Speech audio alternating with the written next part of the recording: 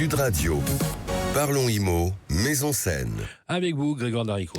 Allez, bienvenue dans votre chronique Maison Saine, votre rendez-vous chaque semaine sur Sud Radio pour comprendre. En toute simplicité, on essaye les grands enjeux d'un habitat sain. Alors cette semaine, un sujet très concret qu'on a tous rencontré un jour ou l'autre, les moisissures sur les murs, les joints, les plafonds et la tentation, bien sûr, de sortir l'éponge et d'attaquer tout ça à la javel.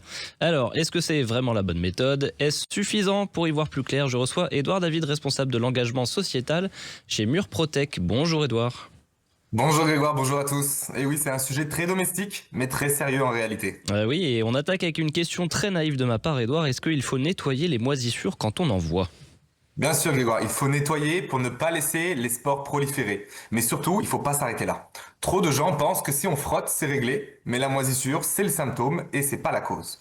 Le vrai problème, c'est l'humidité qui l'a fait apparaître. Sans traitement de fond, elle reviendra. Alors en matière de nettoyage, on voit absolument tout passer, des astuces maison, mais aussi des produits très agressifs. Faut-il faire attention à ce qu'on utilise pour nettoyer ? Absolument Grégoire. Le réflexe javel, il est très courant, mais il faut savoir que la javel dégage des composés très irritants pour les voies respiratoires, surtout dans une pièce mal ventilée. À la maison, le vinaigre blanc est souvent une meilleure alternative, c'est moins nocif pour la santé et tout aussi efficace sur les surfaces lisses.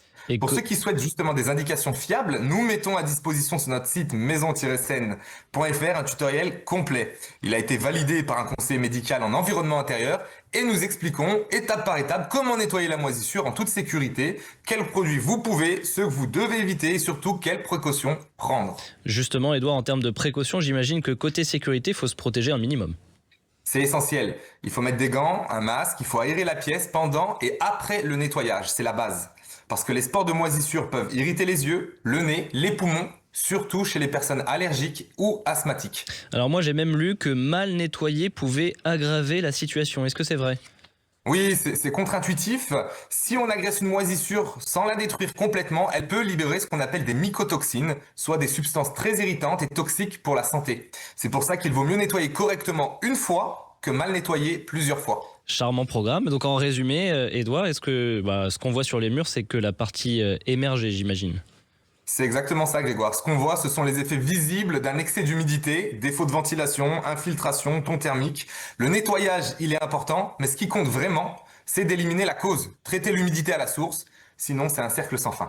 Alors Édouard, comme chaque semaine, un petit mot de conclusion pour nos auditeurs ? Oui, une maison saine, c'est pas une maison qui sent la javel, c'est une maison où l'humidité est maîtrisée. Donc si vous avez des moisissures, nettoyez, oui, mais surtout cherchez pourquoi elles sont là et agissez sur le fond. Merci beaucoup Édouard David pour ces conseils très concrets et à vous qui nous écoutez, ouvrez l'œil et puis vos fenêtres aussi. On se retrouve très bientôt pour une nouvelle chronique Maison Saine sur Sud Radio. Sud Radio. Parlons Immo, Maison Saine.